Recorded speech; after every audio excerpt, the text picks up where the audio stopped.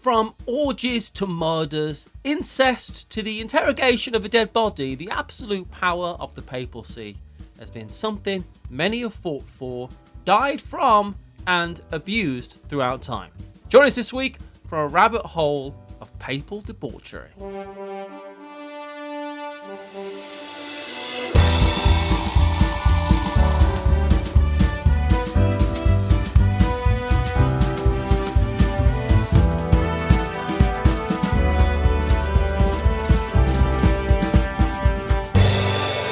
Hello, you drunken demons, and welcome to Remember, the show all about histories, mysteries, and a weird snake statue.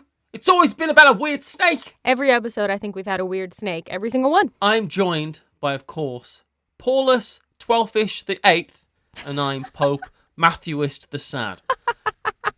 This week, we are journeying into the world of popes. Hold on to your ridiculous hats and join us as I attempt to answer a bunch of questions that, frankly, just led me to more questions. I have a question immediately, is how do they wear those hats without the wind just blowing them off their heads? Well, God controls the wind. Oh, and so he would keep it from blowing off the head. If you have God's favor, that hat's going to stay on your head. It's actually a test of faith. I'll tell you though, Paula, when I was doing just research into this, everything just led me to more questions.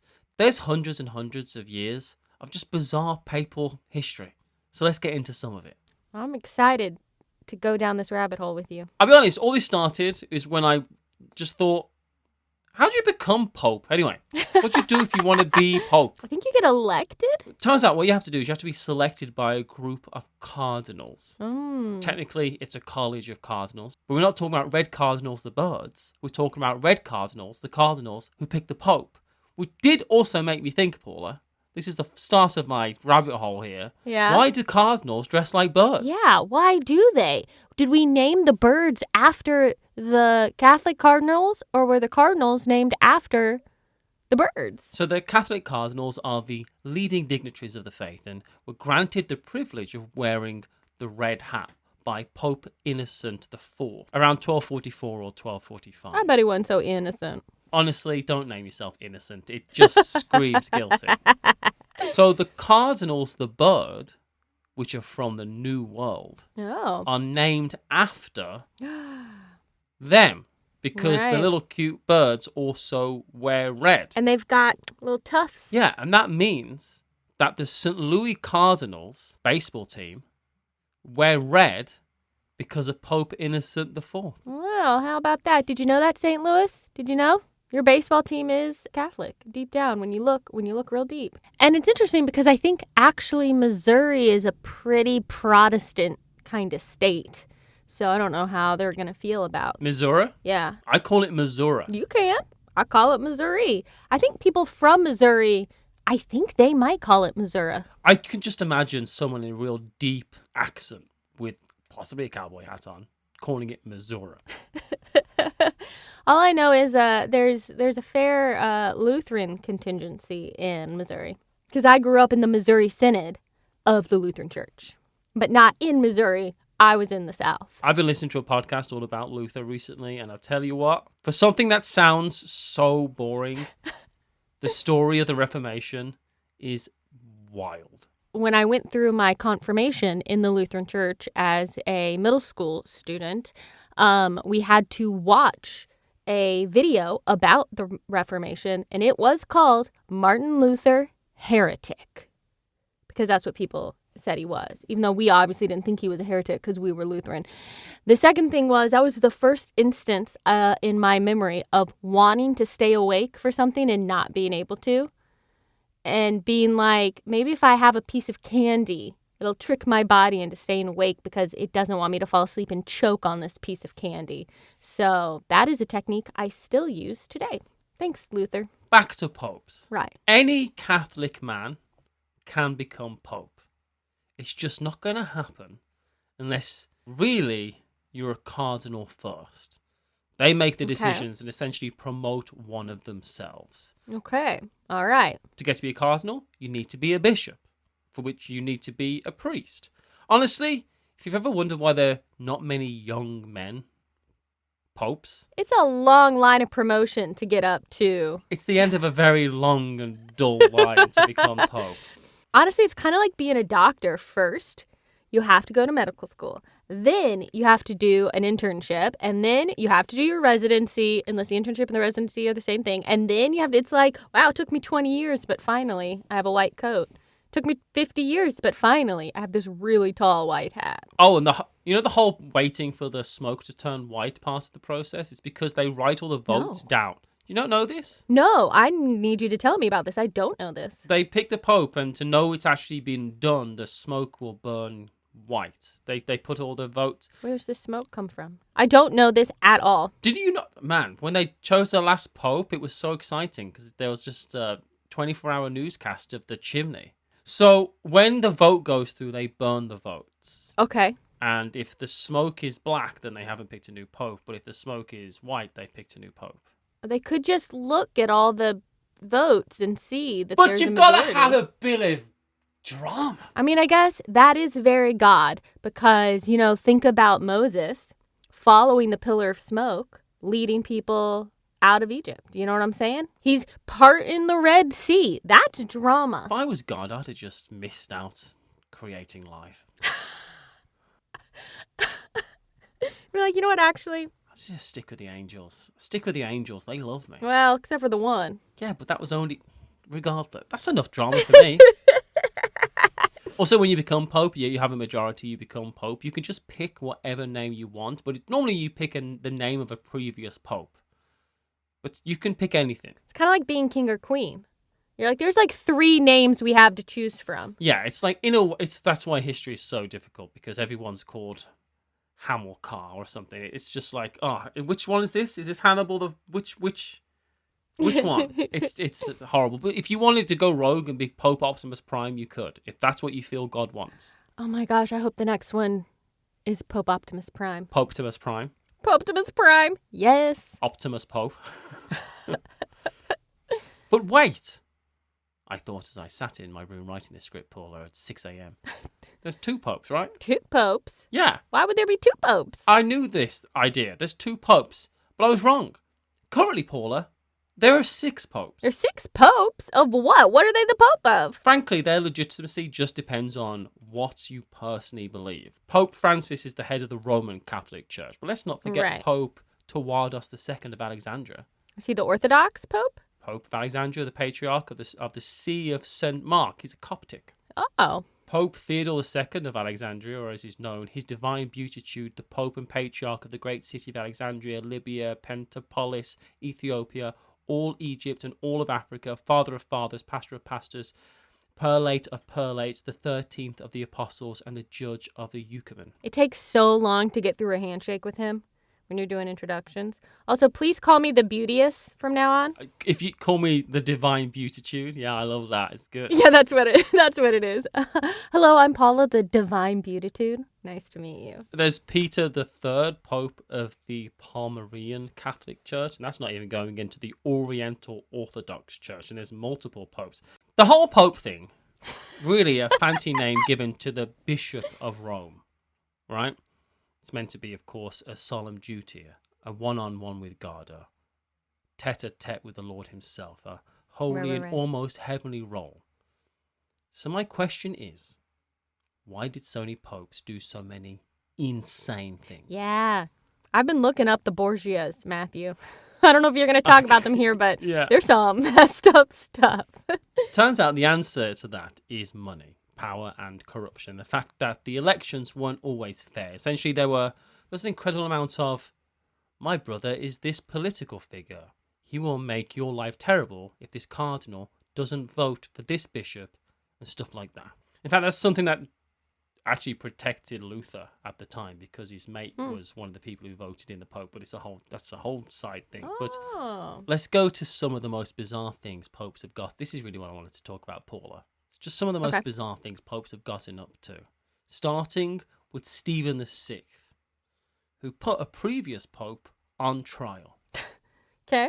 Only issue was, of course, is that the previous pope had been dead for almost a year. Did he literally put the... Welcome to the Cadaver Synod.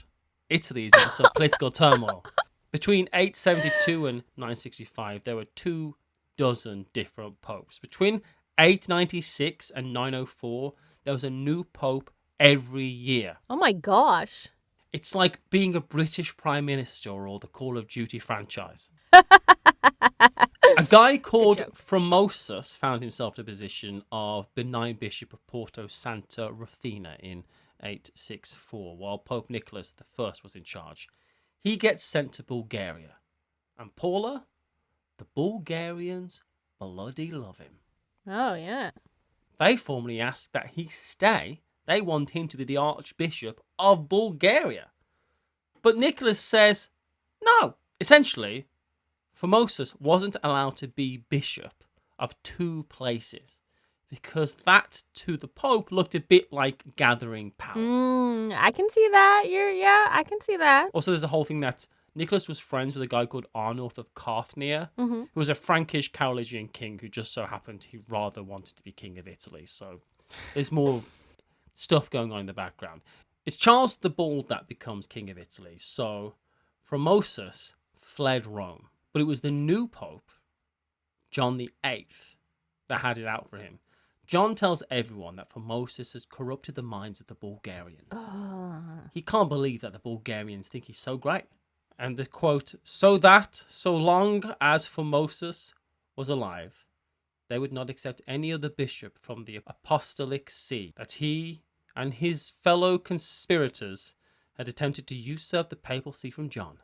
And finally, that he had deserted his see in Porto, was conspiring against the salvation of the state of our beloved Charles the Bald. And because of this, Formosus gets officially excommunicated. He's like, I don't need you. I got the Bulgarians. They love me. I'll just be in charge of things there. It's lovely. Have you been to Sofia? It's wonderful there. I haven't, but you have. It's so nice. I'll stay where the people like me. That's what I do. I'd be like, cool, peace out.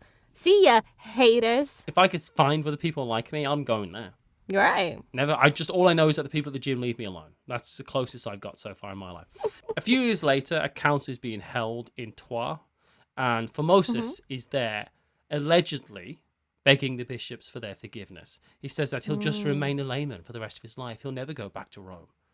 And while this begging definitely did not happen, when Pope John died, Formosus does strike. He goes from being excommunicated to returning as the Bishop of Porto, where he'd started out. And then he becomes Pope in 891. Take that, haters. I didn't care about you, and then I came back and usurped you. So this whole story is Formosus, popular bishop, gets a bit too popular. The Pope doesn't like it, excommunicates him, kind of spreads a bunch of gossip about him. But when that Pope dies, Formosus comes back. He's like coming. It's the second coming. Boys are back in town. Don't say it's the second coming. No one is going to like that. That will get you just boned. So now he's Pope, which is just fantastic for him. But the next Pope, Stephen VI, he took over from where after Formosus died. This was a rather angry Pope. So he did what anyone would do. He dug up Formosus' dead body and put it on trial. I forgot this is what we were leading to. Oh, yeah. This cadaver. Oh, my gosh. He literally dug up the body? I was joking when I said that earlier. They slapped the corpse in papal vestments, sat him on a throne, and put him on trial. They asked him questions and took his silence as guilt. What? Again, Paula, he was dead. This is not real. This can't be real. You'll never guess what the verdict was. Guilty. Oh my God, he's guilty. He didn't even bother to defend himself. Couldn't even be bothered to say anything in his defense. Unworthy of even being called Pope, they said. This is insane. They applied something called damnatio memoriae. I don't speak Latin, I'm sorry. Essentially, sounds like damnation and death. Something like maybe? that. Essentially making everything he said and did as Pope invalid. They cancelled him in a way university students today could only dream of. The papal clothes are torn from his body. They cut off his blessing fingers and threw him in a river. Well, good thing his soul was his soul was gone. So it doesn't matter what you do to that body. True. It doesn't make any difference. But his legacy is tarnished, Paul. What? So this damnatio thing is this all gets Uno reversed again a bunch of times later on. No, we're right. Another pope reinstates him, but then everyone says that's not going to happen. It's a mess. But they did eventually ban putting dead bodies on trial. Well, they've at least handled that. That is, I can't even with this, basically. Next up is this whole story about John the 12th, who is regarded as both the youngest pope in the world and the worst. I mean, according to French historian and pamphleteer Louis-Marie de Cormian, John the 12th was a robber, a murderer, an incestuous person, unworthy to represent Christ upon the pontifical throne. This abominable priest soiled the chair of St. Peter for 9 entire years and deserved to be called the most wicked of popes. Oh my goodness. So there's this era involving John the 12th called the Saeculum Obscurum, the Dark Century, or my favourite is the Papal Pornocracy, which just meant the rule of prostitutes. And essentially, the papacy is out of the hands of the Italian monarchs, and essentially it's in the pockets of these different rival mafioso families. Okay. I found a great article by John West who summed up John the 12th's life pretty well. So a lot of what I'll be telling you, I'll just credit straight to him. Okay. There's a family called the Theophylactals, Uh-huh. which I do not believe I'm pronouncing correctly. And one of the daughters of that lineage was kind of in charge of Rome. Her name was Mariosia. Quoting West's article, this earned her the epithet of Senatrix of Rome. Mariosia was the mistress of one pope and personally appointed 2 more before murdering a third to have her and Sergius, that's the current pope's illegitimate son, elected, Pope John the 11th.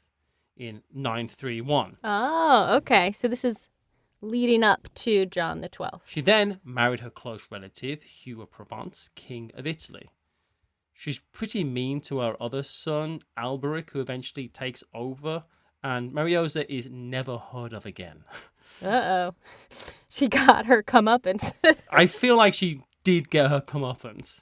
The Pope dies, and following Alberic's wishes, his son, Mariosia's grandson, is now Pope, who we know as John the 12th. An 18-year-old with a penchant for drinking, gambling, and sex.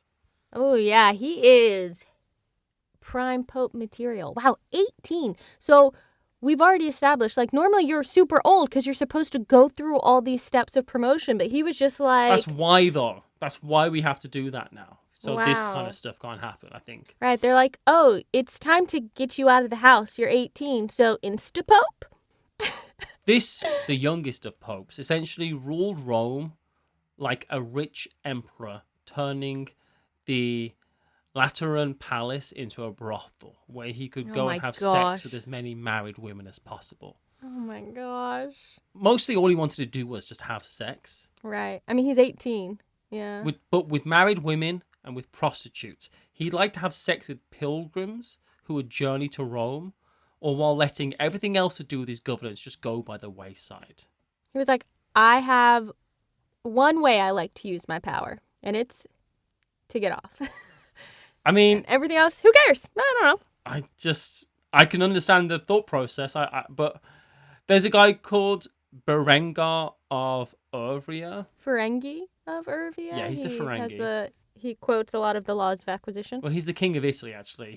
I'm sure he did quote the laws of acquisition, now I think about it. But it's his relative, and he decides to invade. So John, having spent all of the papal money on whoring around, asks a guy called Otto of Saxony, king of the Germans, to help him. And he does in exchange for the ancient Charlemagne's imperial crown and the title of Holy Roman Empire. He says, yeah, I'll help you, but you need to make me leader of the Holy Roman Empire. Wow. Otto goes to war for John against Berengar. But Otto, who wanted John to become a more popely pope, was really pissed off at his continuation of his ways. Pope John also doesn't trust Otto of Saxony. Otto of Saxony is a religious man. He wants the Pope to be the Pope. It's like, yeah, maybe I can help, right? Right. But John doesn't trust Otto of Saxony either. He goes to the Byzantine emperor to try and work out a side deal just over there to sort out all of his problems by killing Otto once Otto had killed Berengar. It's a whole mess. Okay, so Berengar. Berengar. I just wanted to call him Ferengi. I've ruined it now because I'll never think of him Just as think of not him, he's the king of Italy. Just think of him as the king of I'm Italy. just picturing Quark. Okay, so the king of Italy, Berengar, is attacking because he doesn't like the Pope and he wants to be in charge. And so Pope John the 12th goes to Otto of Saxony and is like, dude, help me. And Otto's like, I'm religious. I'll help, but you got to be a better Pope. Also, you got to make me head of the Holy Roman Empire. Oh, and I want to be in charge. Oh, and so then the Pope is like, yeah, totes, my dude. And then he goes to the Byzantine Empire to be like, hey, I made this promise I don't want to keep. Will you take out Otto for me? Thanks, bud. See you later. I'm going to go have sex. You got it. Great. The only thing is, it's a problem because this actually ends with Otto invading Rome and winning. Oh, no. And he decides to put Pope John on trial. Yeah. But Pope John had also fled at this point. It's like, oh, Otto, you won. And now you're coming for me because I kind of didn't do anything that I said I was going to do. I mean, I'm still totally going to make you head of the empire. I didn't ask anyone to kill you for me. Gotta go. So this is a list of the crimes that Otto puts on Pope John. At least Pope John wasn't a corpse at this point. Well, and this list is according to West again. Okay. Peter, Bishop of Narni, said that he'd seen John ordain a deacon in a stable. Cardinal Benedict said John had received money from people to make them bishops, including making a 10-year-old boy Bishop of Todi. Why not? He had publicly hunted. He had blinded his confessor, a guy called Benedict. Oh my gosh. He'd killed Cardinal John after castrating him. Oh my gosh. He'd set houses on fire and ridden around Rome in armor. He made, this is the Pope now, just to remind you. Right, this is the Pope. He'd been making toasts to the devil. Oh my gosh, this guy. And whilst gambling, he would ask for the assistance of pagan gods like Jupiter and Venus instead of the Christian god. Well, it's because he's not a religious guy. He was just a kid who was given a bunch of power. Exactly. Otto asks John to come to Rome to stand trial, but in return, John tells Otto that he's excommunicated. It's like, nah, you can't put me on trial. I excommunicate you. To which the bishops in Rome, in return, excommunicated the now ex-pope, putting a new pope in his place. But Otto eventually had to leave Rome because he was needed in Germany. He was needed not Germany, but he was needed in the German area. He was needed in his own kingdom. Mm-hmm. And as soon as he leaves, ex-Pope John returns with a bit of an army. Oh my God. So again, from West's article here, John's revenge against the bishops and other enemies was swift and terrifying. Some had their tongues cut out, others had their hands or fingers removed, and some even had their noses sawn off. Sawn off. What a horrible way to describe that. John was once again supreme pontiff. The Pope Otto put in place was excommunicated, and then the 27-year-old Pope died suddenly. Oh no. Was he murdered? Was he beaten up by someone's husband? No one really knows. But he was dead. But everyone was glad it was over. Yeah. They're like, oh no, he's suddenly dead. Wow, what a chucklehead. It's a great story, isn't it, that whole thing? There's so many good... It is the dark time of the papacy. Yeah. Like, that is... Yeah, you're right. That's why you gotta go up through the ranks, because at least at that point, you're good at pretending to be religious. There are so many good, terrible papal stories. Pope Innocent VIII was a bit of an arsehole. In the 1400s, not only did he attempt to unite Europe to attack the Turks, but when they wouldn't, he excommunicated from the church those who refused and incited other European rulers to fight each other just because they weren't doing what he said. Oh, I love the idea of just being like, oh yeah, you don't do what I say? Hell. Hellfire on you, hellfire on you. Well, essentially he's saying, go and destroy the Muslims, the Turks. Yeah. Go to the Ottomans and destroy them. And once the bear was like, we can't go over to do that. We can't do that right now, And in fairness, the 1400s, there was the general consensus of a lot of Europeans was that the world was going to end and it was going to be the Ottomans who were going to come and do it. I understand where Pope Innocent VIII was coming from, Right. but you can't just. It's just the way he acts when they don't want to do it. Yeah. You know? Yeah. Innocent VIII was also a big-time slave owner and a big fan of witch I hunting, mean, who wasn't, though? which essentially, as we know, is just killing young women. Yeah. And for some reason, when Pope Innocent VIII was dying, he decided what he needed was to drink the blood of children to survive. I don't think this guy was in his right mind. Well, it's like celebrity Hollywood today. Yeah, you get to a point where you just look, he's just like Kanye West. He's just like, you get a point where you're like, what do I need? You've lost it. What do I need? I guess the only thing I could get now is just the blood of children. Would that help? Surprisingly, and as we all know, Pope Innocent VIII did die. This did not work. He should have bathed in it. That was his problem. And you don't drink it, you bathe in it, obviously. His dying wish was just for the other cardinals to make sure that the next pope wasn't as rubbish as he had been. So on his deathbed, he kind of was like, you know what?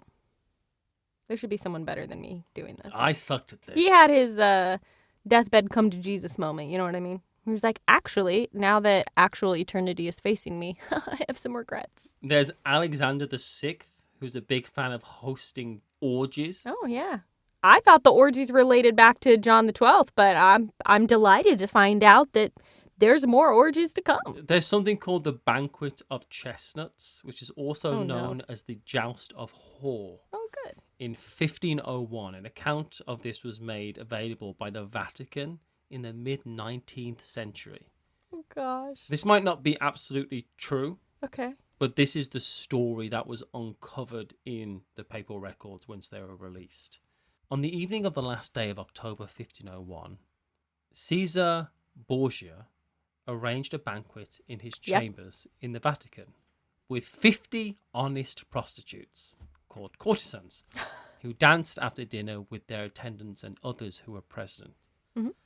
At first in their garments, then naked. After dinner, the candelabra with the burning candles were taken from the tables and placed on the floor, and chestnuts were strewn around, which the naked courtesans picked up, creeping on hands and knees between the chandeliers, while Pope Caesar and his sister looked on. Lucretia. It was Lucretia. How did you know that? Because I told you I've been looking into the Borgias because Lucretia has I think maybe a somewhat undeserved bad reputation for some things. But yeah, her family was fucked up. Prizes were announced for those who could perform this act, most often with the courtesans, such as tunics of silk, shoes, berets, and other things. Apparently, that's the end of the quote.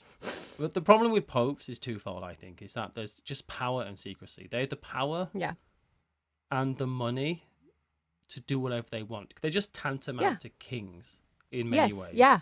It's just a different way of having a king and queen. At least, I'm not Catholic, so I'm not going to speak to whatever it is now. But at least in these eras we're talking about, 100%. And they also have the power of secrecy. So much of this was going on behind closed doors, right? Because of its politics. Because this joust of whores was only found out recently, really, because of records. There's so many records to be uncovered. Who knows what we're going to uncover about people in the future if records ever get released. But that's just some fun stories I found as I was looking into popes. Wild. And at some point, I keep doing research on the Borgias and Lucretia specifically, and I may at some point do an episode where we dig more into that. But like, her dad was Pope, and she and Caesar, and they had another brother, I think, were illegitimate. I mean, he's Pope. He's not supposed to be having children, but he had children with many, many women, and all illegitimate, obviously, because he was the Pope. He wasn't married. It's just a lot happened. Well, Matthew, thank you for taking us down this rabbit hole of bizarre papal stories. Really appreciate you taking us on this journey that you yourself went on. I love a good rabbit hole. Thank you, listener, for listening. We really appreciate you. If you like what you're hearing, make sure you are subscribed to the show in whatever podcast feed you're using. Or if you are watching this on YouTube, make sure you're subscribed to our YouTube channel. Leave a comment below and let us know. I don't know. Do you know any stories we didn't talk about here? Drop them below. We love new facts. We love new rabbit holes. If you would also leave us a rating and review wherever you listen, that really helps us in our discoverability as a podcast. And we would love to just, be found by more people because we like what we're doing and we want you to like it. And we all just like each other. Don't you like us? All right. I've said enough now. Thank you so much. I'm Paula. That was Matthew. And we'll catch you next time. Bye, everyone. Don't you forget it.